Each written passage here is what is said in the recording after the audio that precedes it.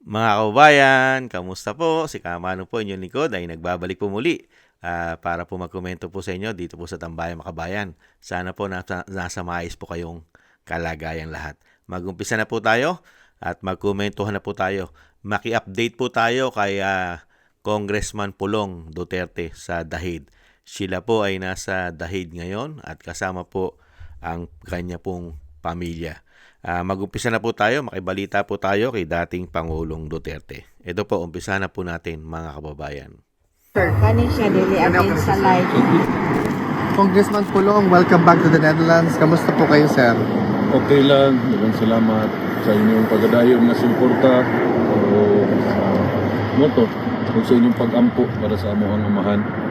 Sir, kamusta po si dating Pangulong Rodrigo Roa Duterte? Nagkalaman na siya. Yun na rin, balik na yung normal na Oh, Mayo, lawas. thanks God. Niya kay Matso naman ganigbunal sa ihang tungkod. Okay. Kusgan na. Wala naman siya ginapainom og kuan, Stilnox. What was a former president's reaction po, sir, nakita niya si Ma'am January, si Uno at saka Sabrina po? Congressman Pulong, welcome back to the Netherlands. Kamusta po kayo, sir?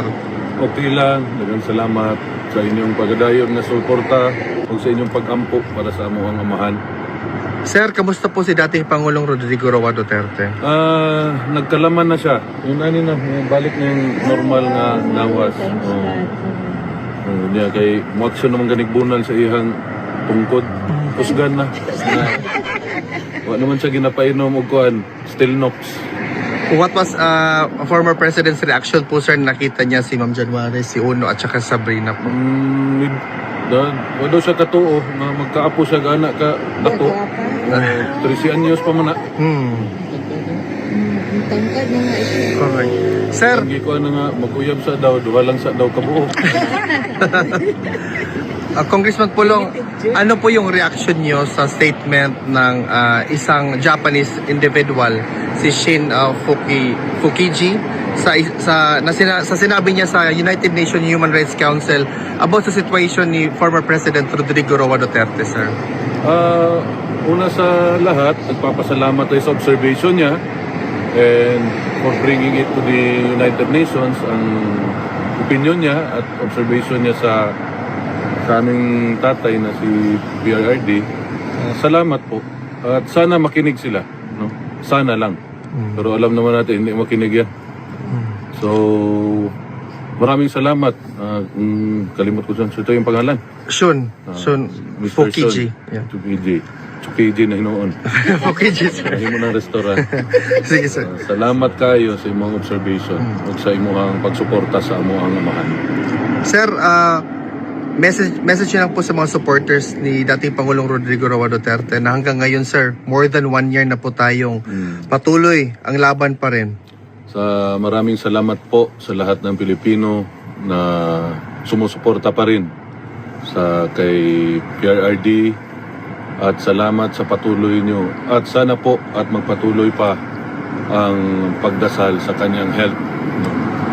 Salamat. Maraming salamat, sir. Mabuhay po kayo. Thank you. Thank you. Ay, ang ganda ng ano ninyo, banner, no? Ang ganda. Ang ganda ng Ano po mga tambay? Huwag mong katwan yung ano yan, ganyan. Yan. Ate, straight mo yung ano. para hindi ako sa life. Malapit na po ang birthday ng ating pong dating Pangulong Duterte. Di po ba sa March 28, malapit na po. Ilang araw na lang po at siya po ay magdiriwang din po ng kanyang 81st kaarawan, mga katambay. At syempre po, babatiin din po natin si Congressman Pulong. Si Congressman Pulong po ay nagdiriwang din po ng kanyang kaarawan. I think today, March 24. Happy birthday po, Congressman Pulong. Mabuhay po kayo at syempre po, good health. At syempre po, lagi po kayo maingatan ang inyo pong buong sambayanan. Happy birthday po, Congressman Pulong. I think pinanganak po siya 1975. Ito po, ng March 24. Magka-month birthday po pala sila ng kanyang ama na si dating Pangulong Duterte. Happy birthday din po, Congressman Pulong. At mabuhay po kayo. At syempre po mga kababayan, wag na wag po natin kakalimutan ito po yung nakatatak na po sa ating maisipan at puso. Ang ginawa po nila kay dating Pangulong Duterte. Talaga pong kidnapping ang ginawa po nila sa dating Pangulo. Dahil una-una, yung warrant of arrest. Wala pong warrant of arrest. At hindi po siya nabigyan ng due process. Hindi po ba? Dahil yan po pinatunayan po yan ni Atty. Salvador Medeldea. Pakinggan po natin, dahil mismo si Atty. Salvador Medeldea, ang dating Executive Secretary, ay kasama rin po siya noong mga oras na yon. At kasama rin po siya sa eroplano na mismo dinala sila doon. Hindi po ba? Pakinggan po natin si Atty. Salvador Medeldea sa ginawa po sa kanila at kay dating Pangulong Duterte. Magandang Pilipinas. This is my message. Asan yung warrant? Walang maipakita sa kanya. Pasimple nung naman, asan yung warrant? Nandito sa telepono. Huhulihin ka na lang, nasa telepono pa yung panguhuli sa'yo. Anong klaseng ano yun? Let me add, during the time nasa Chuko, humihingi kami ng kopya ng warrant, complaints, wala silang maibigay. Alam po ninyo, ang presidente na mismo nagsabi, ayoko nakaka-istorbo ko sa mga taong kasama ko sa aeroplano. Sumama na lang tayo at doon natin pag-usapan kung saan man yung ito mga bagay na ito. Wala yung pinipersa, hindi siya na gano'n. Kine-question lang niya yung mga karapatan niya. Pinakamusado, asan yung basic lang ang tanong niya, asan ang warrant of arrest? Hindi nila mapakita. Pero siya na rin ang sabi na, sige, ayoko maka-istorbo dito sa publiko. May flight pa na alis, sasakyan tong aeroplano na to, alis na tayo. Asan yung warrant? Walang maipakita sa kanya. Pasimple nung naman, asan yung warrant? Nandito sa telepono. Hulihin ka na lang, nasa telepono. Grabe, no? Hinuhuli po siya, ang warrant of arrest ay nasa telepono. Isa po siyang dating Pangulo, isa po siyang dating piskal, at isa po siyang abogado. Uhulihin mo ang dating Pangulo, warrant of arrest mo nasa cellphone. Hindi po ba? At grabe po, hindi po siya dinala sa korte ng Pilipinas. At syempre po, wag po nating kalimutan ang mga hudas at traidor ng bayan na mga walang isang salita at nakipagsabwatan pa di umano sa ICC, sa mga investigador ng ICC. Ayon mismo yan, saan po? Sa ating mga soldiers at mga ex-marine. Ito po mga kababayan, pakinggan po natin ang wala pong paninindigan at isa pong hudas at traidor ng bayan di umano. Umpisahan po natin panoorin at pakinggan kung gaano po kasi. Gusto ko lang pong magtanong sa inyo.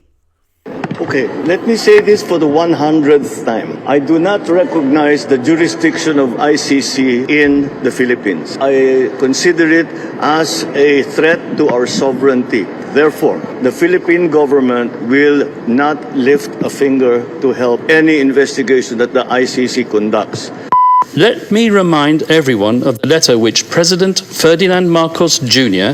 signed and in which he gave a cast-iron undertaking that his government, and I quote, We do not recognize your jurisdiction, therefore we will not assist in any way, shape or form. well, as we know, he failed to keep that promise. Rodrigo Duterte was unconstitutional and unceremoniously hauled off to The Hague. And when called upon to defend his master's actions and the said letter at a Senate committee hearing, the then Secretary for Justice, once again Mr. Jesus Crispin Remulla, persisted with the same dishonest theme. And I quote his words, "We did not assist the ICC. We continue with the very tenor of the letter that we did not assist the ICC and we did not have..."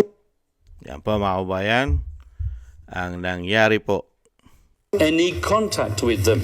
So he... Yan po, ganyan po katindi, kauhudas at katatraidor ang mga nakaupo ngayon, di umano. At syempre po, hindi po mawawala ang nangungutya. Ang nangungutya po sa dating Pangulo na mga wala pong utang na loob. Ay meron po yan, hindi naman po mawawala yung nangungutya. Ito po ang nangungutya sa dating Pangulong Duterte. Isa po ito sa nangungutya. Yung chat na yung mga bura, compare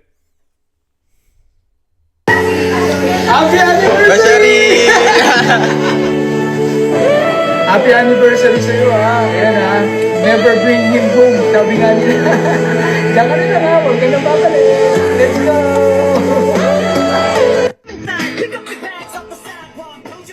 Nakita niyo po mga tambay, hindi po mawala ang mga ganyang klaseng tao.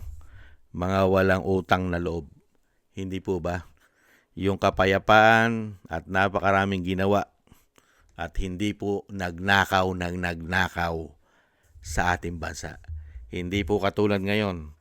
Pag-upo pa lang, ang tinarabaho na po ay puro pagnanakaw, at pamumulitika. Umano. Hindi po ba? Mga kabayan, yan po. Hindi po natin makakalimutan yung mga bagay na yan sa kasaysayan po ng ating bansa na meron pong isang dating Pangulo na minahal at pinagkatiwalaan ng majority ng mga Pilipino magmula nang siya'y nanungkulan hanggang siya ay hanggang matapos sa kanyang panunungkulan ay napakataas po ng approval at trust rating niya sa mga Pilipino. Hindi po nawala ang tiwala ng mga Pilipino. Pero nagkaroon po tayo ng Pangulo na hudas, traidor, at walang isang salita. Hindi po ba? Mahirap pong kalimutan yan. At syempre meron tayong mga kababayan na katulad po niyan na nilalait pa siya sa kabila ng kanyang mga pinagagawang kabutihan sa ating bansa. At siya po ay nilabanan niya ang masasama. Hindi po ang mga mabubuti ang kanyang nilabanan. Hindi po katulad ngayon. Ang mga mabubuting tao ang naapektuhan. Hindi po ba, mga kababayan? At syempre po, tayo po ay nagpapasalamat kay Congressman Pulong. Thank you po sa inyo po at sa inyong buong pamilya.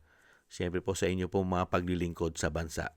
At syempre po nagpapasalamat din po si Congressman Pulong sa isang hapon, kay hapon po, dahil nga po nagsalita po siya sa United Nations para kondinahin po ang ginawa ng ICC sa dating Pangulong Duterte. Si Shunichi Fujiki, maraming salamat po sa inyo, sir. At syempre po nagpapasalamat po tayo na okay po at nasa maayos pong kalagayan at kalusugan ang dating Pangulo. At ayon po kay Congressman Pulong ay muli raw po na unti-unting bumabalik na yung katawan ni dating Pangulong Duterte. At siya po ay nagpapasalamat sa suporta at sa ating mga dasal, na patuloy na ating mga dasal. At syempre nilinaw rin po ni Congressman Pulong na hindi naman papayag, napaka-imposible na itong ICC ay pumayag na ang kanyang ama ay mapauwi kahit po sa Japan na sinasabi po na isang hapon. Dahil nga po, kung yan po'y ginamitan ng politika at pera, ayon sa mga soldiers, may mga pera, mahirap po talaga dahil bayad Ikaw ba naman bayaran at ang mismong gobyerno pa ang kasabwat? Hindi po ba? Talaga pong dadaan po ang dating Pangulong Duterte sa talagang mahigpit na labanan dahil kung ang kalaban mo'y bayad na. Hindi po ba, mga kababayan? At syempre po, tayo po'y muling bumabati ng happy birthday kay Congressman Pulong. Happy birthday po. At syempre po sa darating na kaarawan po ng ating dating Pangulong Duterte, tayo po'y magsama-sama at marami pong nakalaan na event. Hindi lang po sa Dahig at syempre po sa ating bansa. Tayo po'y magsama-sama at syempre po napaka-importante po ang ating mga dasal. Ang ating mga dasal ay napaka-importante at yan po ay pagsama-samahin po natin araw-araw, mga kababayan, na maingatan po sa kapahamakan at madugtungan pa po ang kalusugan at buhay at lakas ng dating Pangulong Duterte. At syempre po maingatan po ang kanyang buong sambayanan, ang ating Vice President at ang pamilya po, buong pamilya, si Congressman Pulong, syempre po si Mayor Baste at si Kitty at ang lahat po, 10 na kanilang mahal sa buhay ay maingatan po sila lahat sa kapahamakan. Maraming salamat po sa mga dasal po ninyo mga kababayan. At syempre po, tiis-tiis lang po tayo mga kababayan, tiis-tiis lang po. At hindi naman po sila forever ang masasamang tao sa ating lipunan, lalo-lalo po sa gobyerno na nagpahirap po sa atin ng mahigit 3 taon na mga kababayan.